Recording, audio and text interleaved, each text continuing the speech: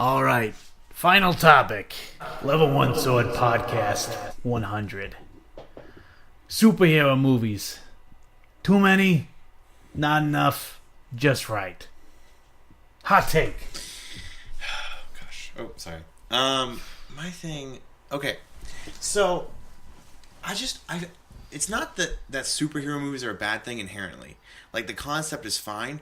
It's just that we don't need too much of the same kind of story. Because you can have, I think we've seen it again and again, you can have superhero movies that still fall under the category of superhero movies, but they're each one can be very different from each other. Mm-hmm. Now, that being said, I do feel like there are a lot of superhero movies that are too similar to each other and kind of follow the same, hit the same beats. Formula. Yeah. But, also, I think it can be done to where it's still good. And the thing is, like, there's just so much good source material. So, I don't know. That's my thing about it. Matt, what do you think? I mean, I've enjoyed all of the Marvel movies that have come out, and I enjoyed the ride of, like, getting to the point to where, like, now it's, like, waiting for the last movie for Infinity Wars to drop. I'm still, like, super excited for that. I think there are too many, and it wouldn't be... I wouldn't care about it as much, but it's a little hard to get away from the whole superhero movie setup, especially with them making a bunch of... just, like, a bunch of movies for new superheroes to, like, add, like... The whole formula for superhero origin is kind of similar, right? And that you either have regular person or super smart person or down in their luck person, and then they all run into, like, I want to see that superhero. With down in the luck? Down on the luck guy. Ant-Man. Right, or like, yeah. That's a superpower though. He's so unlucky. Spider-Man is kind See, of that way too. I think I know what you're saying. Yeah, Like, yeah. enjoying, like, the collectiveness of Yeah, the I mean, MCU. it's kind of like... it's at this point, superhero movies are more of like a flowchart. Right. And it's just like, which path is it going to go? And like, That's true. At least the origin story is like it's very predictable. It's like, person starts out, you get a piece of their life, and then you get introduced to the villain. The villain does something, and it like leads to the person getting a power, and then they go through like a goofy stage where it's like, oh no, I know how to use this, and it's like, no, you don't. You just received this. How do you know how to use it? And they go through this whole thing, and then it's like the super villain gets more power, and they get greedy, and then the superhero does something that's like, oh no, I have to learn something because of a consequence, and it's like final showdown. It's like, I feel like Thor is a good trilogy to look at. As the first one came out, and I was like, that's an origin story. Like, that movie is just origin. Like, it's decent. How did Thor become Thor? Yeah. And then the second one is like... That was sarcasm, by the way. But no, it follows the same beats. I know what you mean. Yeah, and then, like, second one tried to elaborate a bit. It tried to, like, be its own thing. And then people didn't like it because of the way it was. And the third one came out, and people liked the way that it went. So it's like...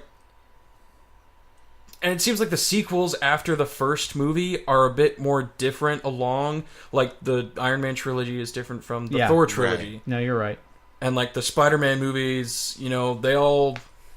it's all kind of the same thing going across, but, like, they each kind of do it a little slightly differently than, like, the previous one.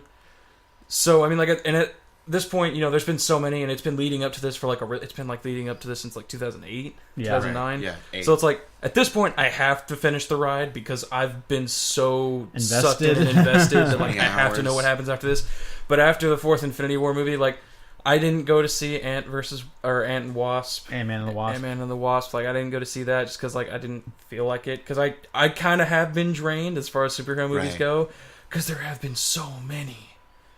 There's, like, at least 5 or something around there superhero movies a year. And to have, like, a bunch of new ones come out all in a row, it's kind of like I'm basically seeing the same, slideshow of, like, a place, but it's got different people. I can see that. Jake.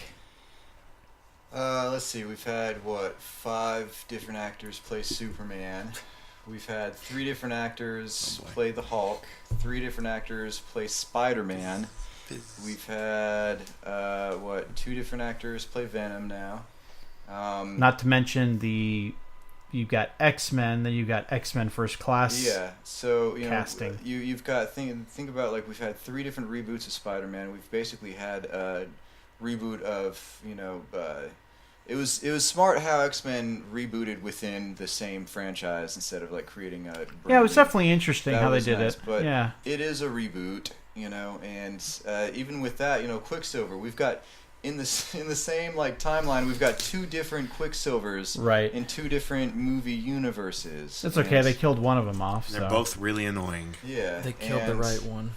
And Ryan Regan, we've got playing as Deadpool in 2 different franchises now. Wait, who'd you say? Ryan Reynolds. Reynolds. Also, we have Chris Evans playing the Human Torch and Captain America. It is getting super. Right. It's getting kind of late, and my brain's not working so well with names. But yeah, Ryan Reynolds, Ryan Regan. That guy's a comedian, right?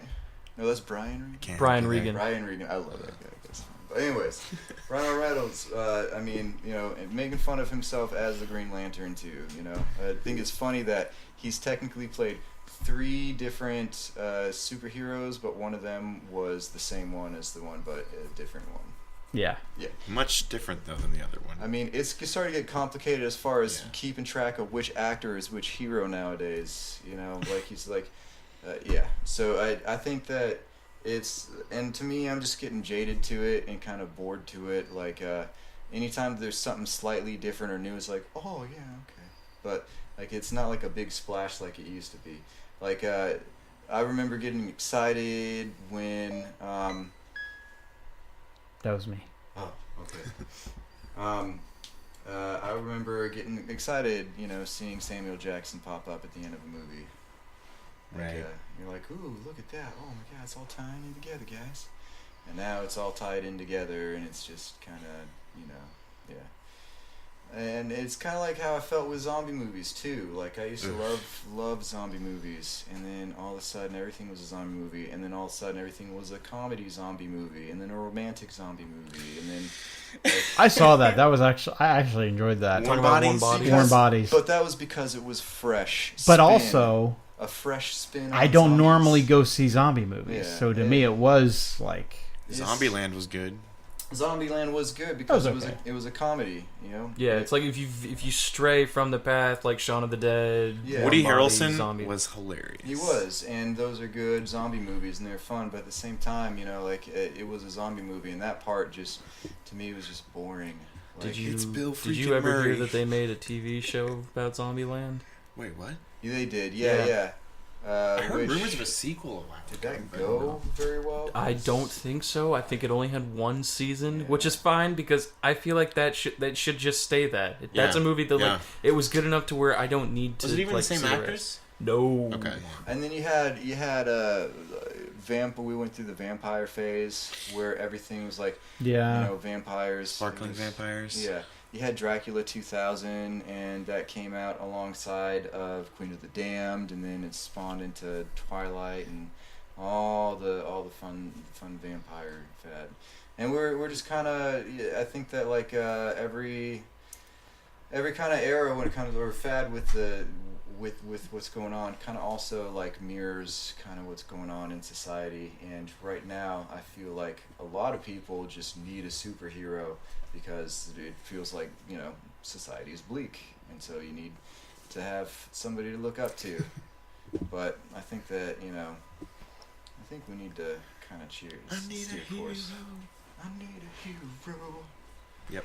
So I think that I don't think we're to the point where like we need to taper off on superhero movies because I do hear that, and I feel like no one, as annoying as they are, no one ever says that about rom-coms. No one ever says that about documentaries.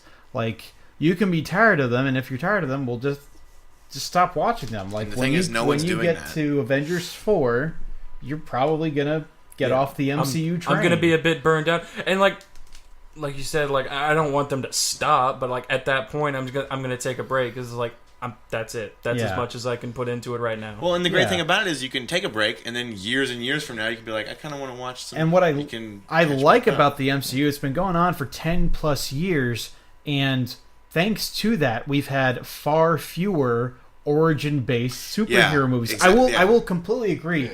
Like the origin stories are so formulaic; they follow the same beats.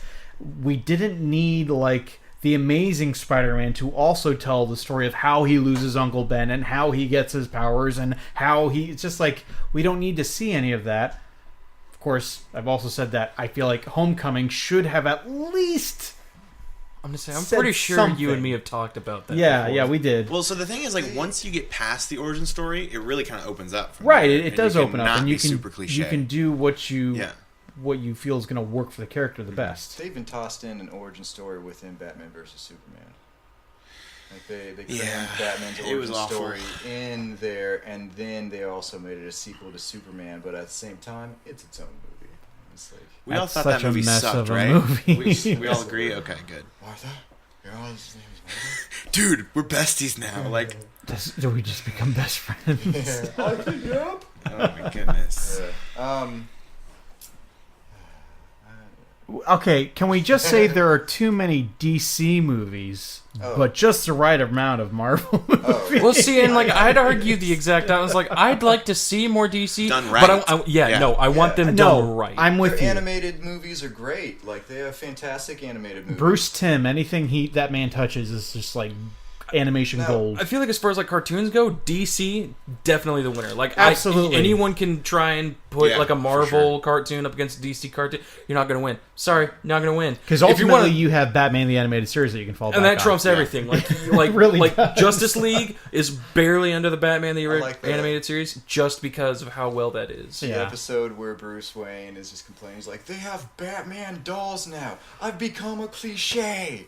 And he's just complaining about it. I think it was the Gray Ghost? I don't remember the episode name. Huh. But you were talking about how, like, you know, like with documentaries and stuff, you could choose just not to watch it. Me and my wife had this game we played when The Force Awakens, came out. Yeah. You know, for Star Wars. It was like, you know how you do like slug bug every single time that you see like, you know, a bug go by and you punch somebody. It's really annoying. Star Wars, you know, and we do that because you couldn't go a day. You couldn't get away from it.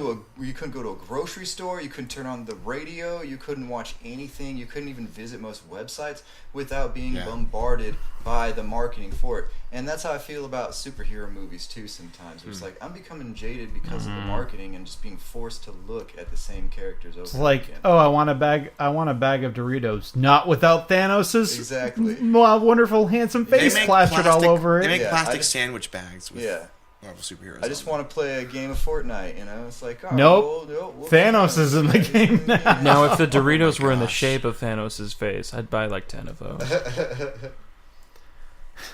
I don't even know where to start with that one, Matt. Don't follow my financial advice. Buying 10 bags of chips just because the face is shaped like someone is not good. I'd buy that for $1. If they were $1, I would buy 10 bags.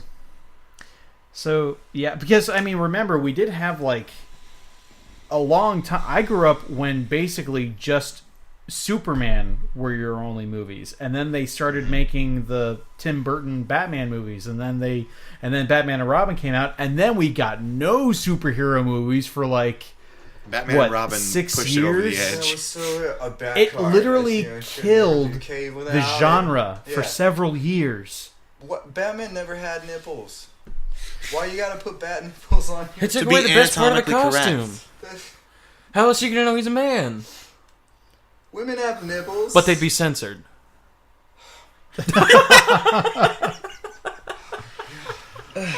Wow. And oh my gosh, so terrible. Yes. So and people can I felt so betrayed as a child because Tim Burton, you know, like directing Batman, that was fantastic with Michael Keaton. Great. Jack Nicholson, oh man, what a great, and then Danny DeVito for the sequel. It's just a fantastic lineup, and the movies were great. and then all of a sudden they switched to a different director, but like it was marketed like it was still part of the same universe. But who was it? Was it Jerry Bruckheimer? Or... I don't remember. No, Spiegel. I want to say it's like I forcibly forget things that traumatized me in the past. But, and then, okay, Mr. Freeze, Arnold Schwarzenegger, you know? Cool party. Yeah, exactly. Why is he Mr. Freeze? Think you need to chill. First of all, Mr. Freeze... Okay. Like Joel Schumacher. The thing about that is you have Yeah. Bane in a movie and Arnold Schwarzenegger playing someone, and you're not having him play. But he's not playing Bane. Yeah. That is interesting. That makes no sense to me. Never has. Don't even get me started with the rubber lips, okay, guys? And once you start adding, like... The rubber lips. Don't even get me started. Once you start adding multiple villains in one movie, that's when you know that, like, it's... Spider-Man 3. Yeah, exactly. Spider-Man 3, you know. You exceed... Foreman, what? Because I don't remember his name, you know, from That 70s Show. Yeah. Like, you gotta be kidding me. As Venom, as Brock? Oh, that is, yeah. You gotta be kidding Topher me. Grace, yeah. What a weird thing to do to us as fans. Like, it's also a very weird origin for Venom. And you remember, Amazing Spider-Man 2 also had 3 villains. I mean, barely. I mean, yeah, they barely had Rhino in there, but still, like... Rhino was more setup. That was the biggest letdown of that entire movie, is like, because they had Rhino in all of the trailers and everything. I was like, yeah, seriously. They're going to have, like, Mecha Rhino, like, that'll be awesome. It's like the end of the freaking movie. It's I was so literally mad. the last shot of the film. Yeah. It's bad. And it's like the basic New York villain dude from the beginning. Like, that's the guy I'd expect to see on, like, the corner of a New York street and be like, hey! Like, I thought he was, like, Russian. Maybe. I don't know. There's a lot of people in New York. So yeah, I just... I feel like you can make an argument when it comes to certain superhero movies, but I love how the MCU has diversified things. Like, Ant-Man was a heist movie. Winter Soldier, that was a political drama, or maybe like a spy movie. Yeah. What's the term? It's very like Tom Clancy-ish, you know, style. Yeah, and then you have Guardians of the Galaxy, which is like a space conspiratorial, sci-fi like it's a conspiracy movie. Yeah. And then you have Guardians of the Galaxy, which it's a space opera, very and that's irreverent. what I like about Guardians of the Galaxy. That's not a Gardens of the Galaxy. Guardians of the Galaxy. It's a totally different movie, Space isn't it? Garden. That's not a superhero movie per se. This But is it like is. an intergalactic kind of. It's within the Marvel universe, but like they're not really superheroes. They're just. It's more like aliens. a sci-fi. Yeah, exactly. Quirky sci-fi film. Yeah, because then you could say something like Star Trek team or Star Wars. Could be like. Well, it's about the source material. Jedis are superheroes. Like, they're not superheroes. They're superheroes. I mean, do you ever hear them say, "Oh, dude, you're super, bro"? Like, yeah, What? just I never like heard Iron Man say that. just like Captain America says all the time. Yeah. In every movie. Dude, you're super, bro. You should be writing for Marvel. Actually, that's great. You super, bro? Oh, yeah. At least they're not saying "my man." Anakin, the dark side, that's not super, bro.